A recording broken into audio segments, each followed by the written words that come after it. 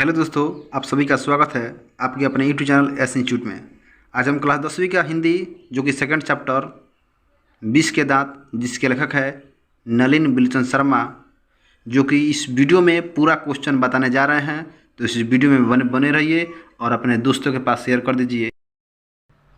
यही चैप्टर का नाम है 20 के दांत, जिसके लेखक नलिन बिलोचन शर्मा।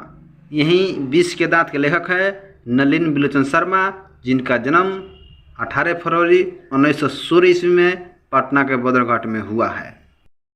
तो आइए, यही क्वेश्चन है सेकंड चैप्टर 20 के दांत के, जिसमें से 1 से लेके 14 तक क्वेश्चन है। इसी वीडियो में पूरा क्वेश्चन मैंने बताने जा रहा हूं, तो इस वीडियो को देखिए और अपने साथियों के पास शेयर कर दीजिए। चलिए, यही क्वेश्चन है, कहानी के शीर्षक की सार्थकता स्पष्ट करें।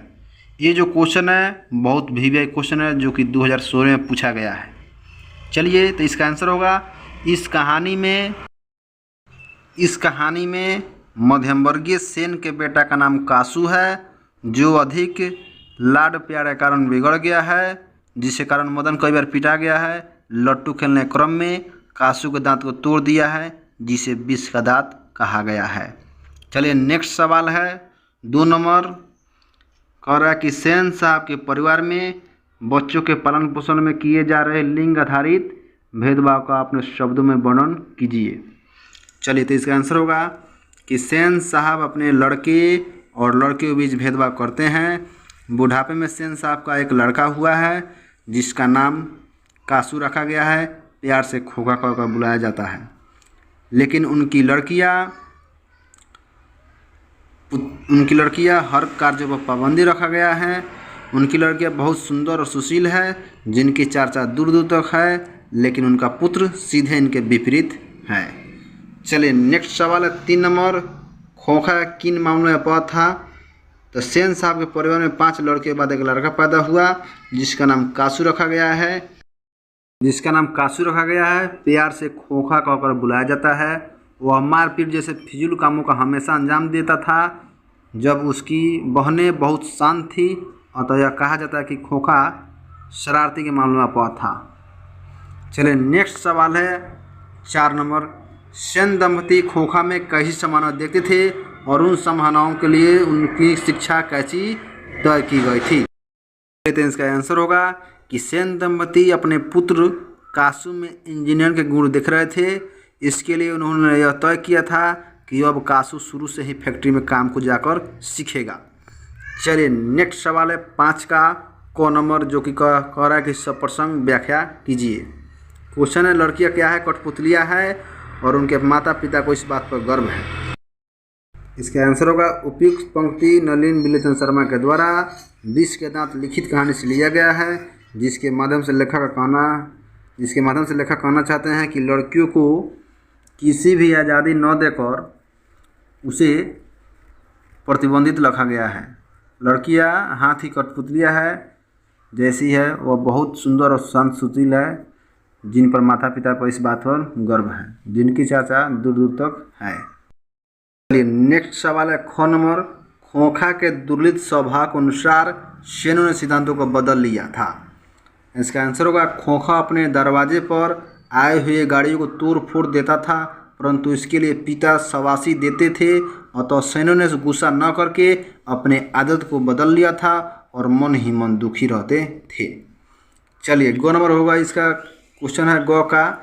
ऐसे ही लड़के आगे चलकर गुंडे, चोर और डाकू बनते हैं। तो इसका आंसर होगा, उपयुक्त पंक्ति नलिन बिलोचन शर्मा के द्वारा लिखित 20 के दांत शीर्षक पाठ से लिया गया है, जिसके माध्यम से सेन साहब मदन को झाड़ते हुए और उसके मां पर बोलते हुए यह कह रहे हैं कि ऐसे ही लड़के आगे चलकर गुंडे, चोर, डाकू बनते हैं। नेक्स्ट सवाल है घ नंबर।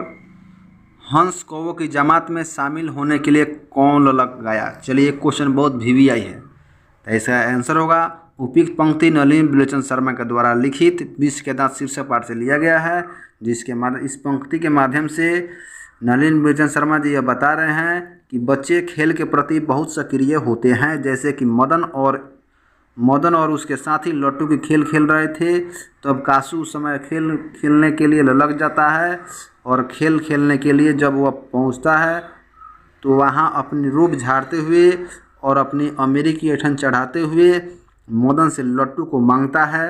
नाखुश मदन इसका मुंहतोड़ जवाब दे दिया और इसके आगे के दांत को तोड़ देता है। यही इस चैप्टर का माध्यम है। चलिए नेक्स्ट सवाल है 6 नंबर। कह रहा है कि सेन साहब के और उनके मित्रों के बीच क्या बातचीत हुई, पत्रकार मित्र ने उन्हें किस तरह उत्तर दिया।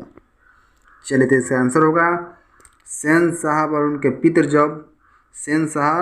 और उनके मित्र जब बात कर रहे थे तो उस समय पत्रकार महोदय उसी में शामिल हुए थे, जो अपने पुत्र के साथ साथ आए हुए थे। उनका पुत्र बहुत ही शांत और विनम्र था, जिसके कारण उपस्थित लोगों ने उनका बहुत बड़ाई किया और पत्रकार महोदय ने यह कहा कि जो बनना चाहेगा मैं उसे वही बनाऊंगा। जबकि इस बात के पूर्व ही सेन साहब कई बार दोहराते रहे और कि मैं अपने बेटे को इंजीनियर बनाऊंगा। नेक्स्ट सवाल है 7 नंबर, जो कि बहुत क्वेश्चन भी है, जो कि 2016 में पूछा गया है कि मदन और ड्राइवर के बीच के विवाद के द्वारा कहानीकार क्या बताना चाहता है। तो इसका आंसर होगा मदन और ड्राइवर के बीच हुए विवाद के द्वारा लेखक मजदूर वर्ग और मध्यम वर्ग के बीच हो रहे भेदभाव को दर्शा रहा है। यह बता रहा है कि जब बड़े और छोटे के बीच झगड़ा होती है तो छोटे खिलाफ बड़े को समर्थन करते हैं। चलिए नेक्स्ट सवाल है 8 नंबर। कासू और मदन के बीच झगड़े का कारण क्या था, इस प्रसंग द्वारा लेखक क्या दिखाना चाहता है। इसका आंसर होगा कासू और मदन के बीच झगड़े का मुख्य कारण अमीरी और गरीबी से उत्पन्न अंतर था, क्योंकि कासू ने मदन से अपनी अमीरी के रूपों को दिखाते हुए लट्टू को मांगा था, जिसके कारण मदन ने उसकी कस के धुलाई कर दी थी। नेक्स्ट सवाल है 9 नंबर, जो कि बहुत क्वेश्चन भी आई है, जो कि 2017 में पूछा गया है। कह रहा है कि महल और झोपड़ी औरों की लड़ाई में अक्सर महल वाले ही जीतते हैं, पर उसी हालात में जब दूसरे झोपड़ी वाले उनकी मदद अपने ही खिलाफ करते हैं तो लेखक के इस कथन को कहानी का उदाहरण देकर पुष्ट कीजिए। चलिए इसका आंसर होगा कहानी में जब मदन और ड्राइवर के बीच झगड़ा होती है तो ड्राइवर अपने को वफादार साबित करना चाहता है, जबकि मदन के पिता और ड्राइवर एक ही मालिक के यहाँ काम करते हैं।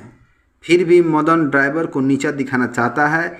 इससे स्पष्ट होता है कि झोपड़ी वाला ही झोपड़ी वाले को नीचा दिखाना चाहता है।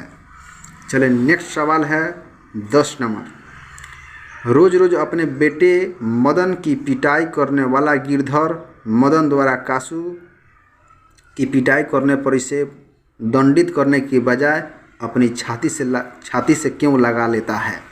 चलिए तो इसका आंसर होगा मदन के पिता गिरधर सेन साहब के फैक्ट्री में किरानी है, जो कई बार कासू और मदन के बीच झगड़ा होने पर मदन की पिटाई की है, परंतु जब वह नौकरी से निकाला गया है तब उसमें अपने बेटे के पिटाई के बजाय उसे अपने सीने से लगा लेता है। उसमें अपने बेटे के पिटाई के बजाय उसे अपने सीने से लगा लिया है। चलिए नेक्स्ट सवाल है 11 नंबर। कह रहा है कि सेन साहब मदन कासू और गिरधर का चरित्र चित्रण कीजिए। चलिए 11 नंबर सवाल कर रहा है कि सेन साहब मदन कासू और गिरधर का चरित्र चित्रण करें। इसका आंसर होगा सेन साहब एक बिजनेसमैन आदमी हैं। वह आर्थिक दृष्टिकोण से संपन्न तथा महत्वाकांक्षी संभावना व्यक्त करते हैं, इसलिए अपने पुत्र कासू में इंजीनियर के होने की संभावना व्यक्त करते हैं। चलिए अब मदन कह रहा है कि मदन एक गरीब घर का लड़का था। वह तो सामान्य बालक की भांति की तरह उसमें द्वेष, ईर्ष्या और बदले की भावना जगती थी, इसीलिए सेन साहब के पुत्र को पीट देता है। इससे स्पष्ट होता है कि मदन स्वाभिमानी है।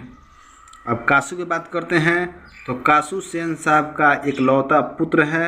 सेन साहब के दुलार में बिगड़ैला बन गया है, जिसके कारण उसका मन तोड़ फोड़ इत्यादि करने से लगता है, इसलिए मदन के साथ लट्टू खेलने से इनकार कर देता है और उस पर उलझ पड़ता है। गिरधर की बात करते हैं। गिरधर तो गिरधर मध्यम वर्गीय आर्थिक रूप से कमज़ोर व्यक्ति है, वह ईमानदार तथा वफादार है। वो अपने मालिक को गलत निर्णय को भी स्वीकार कर लेता है और अपने पुत्र के बिना गलती के दंड देता है, परंतु नौकरी से छूटने के बाद अपने पुत्र को गले लगा लेता है। चलिए यहीं तक क्वेश्चन रहने देते हैं, जो कि बहुत महत्वपूर्ण है। इतने तक क्वेश्चन।